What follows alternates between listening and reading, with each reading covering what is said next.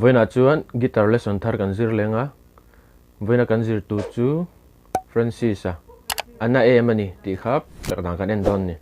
Masabera chuan a intro kan enanga chuan a verse, a chorus, a bridge kan in zel don ni. A standard key hi G sharp ania. First kepo hi first fret a voin. A standard tin a sak theih. Masai awlsam zog nang kepo vo lawin karon ti don ni. A verse hi kasama sanga chuan in uluk don longa thla don ni. Samang chen chi hian ka phal mol lo che chel ding chi hian in ka in ring lo ve thin layan na cham du ai zam ka sam zun zaman na tham ra le chu ama sabera chuan G hi a intro a voi ni kan peranga tin kan ti don ni a picking pattern tur chu 6 third, second, third, first. So kan step ang 6, third, second, third, first. Kakavay ni gantiang.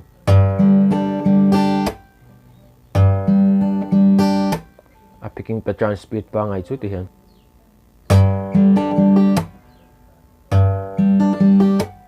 Chuan kami picking ka a intro avoid ni kan peranga, a verse avoid ni kan tilayang. Tihan. Chuan E minor a luta, E minor a po picking pattern ngai bokin a bassline ka hi E minor kan per khan G kan per ta hnuai akan kujung chang pahnih kan hme kha kan da son lo nga chuan E minor kan han metang kami kan met don ni chuan kami kha E minor angin kan metanga chuan a chung ber kha open in a kalanga third, second, third, first thau kan kal liang chuan khata khan voi ni kan tileng E minor a po khan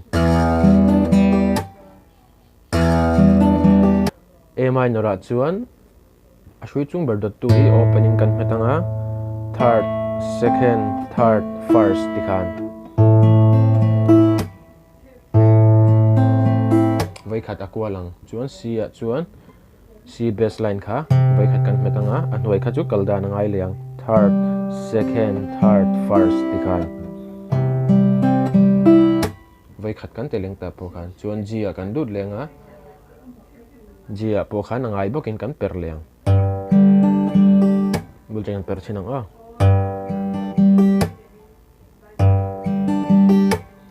samang chen che hian ka phal mol lo che chel ding che hian in ka in ring lo ve thin layan na cham du ai zom ka sam zun zaman na tham ra le chin chuan a top G a khan voi ni kan tileang chuan a chorus a lutanga mual kara indi reng MIZO wanu kon ngai dam se ana emani akare mani kadik yang hun man velau a chorus a hian chord progression pahnih anei nga masa chuan C D E minor ma kan hmiang khan ma E minor D G ado a chuan E minor D A minor C D G a chorus a chuan dia kan perang first chord progression a khan dia nakal don ni C a down up down up D a down up down up G a kan repeat ang down up down up down up down up E minor a down up down up D a down up down up G a kan repeat liang down up down up down up down up bukan ino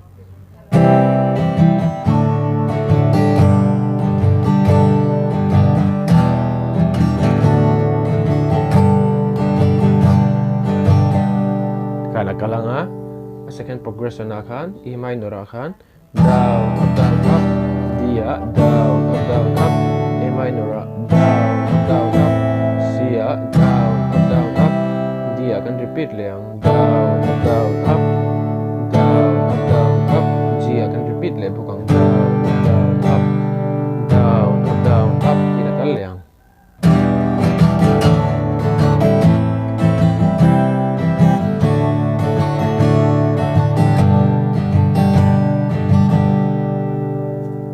sa chinang o mual ka reng di reng zong wanu pon ngai dam se na mani ahare mani kadik yang ahun man velo zong chuan second verse alu tanga second verse po kha ti kan pick leng du chuan kan du lo chuan kham strumming pattern down up kha kan mang leng kham strumming pattern kha second verse po kan mang le thei du le kan pick thei boka chuan abritsa lu tanga abritsa chuan ti na kalang rual ot reng reng sailian kum kwa ka duai bigin ka ring chin ka ti lai chin kha ilaw lang ka tindu thandam tu ne sir na run sang bela ko har amin siam turi abritsa apo hian chord progression pathuma na yenga masa chuan A minor 7 C G D a second chuan B minor E minor 7 A minor 7 G C D E minor 7 hi tia kan perang A string second fret a khanin kuzung chalin kha chi kai metang hi kha E minor 7 ania chuan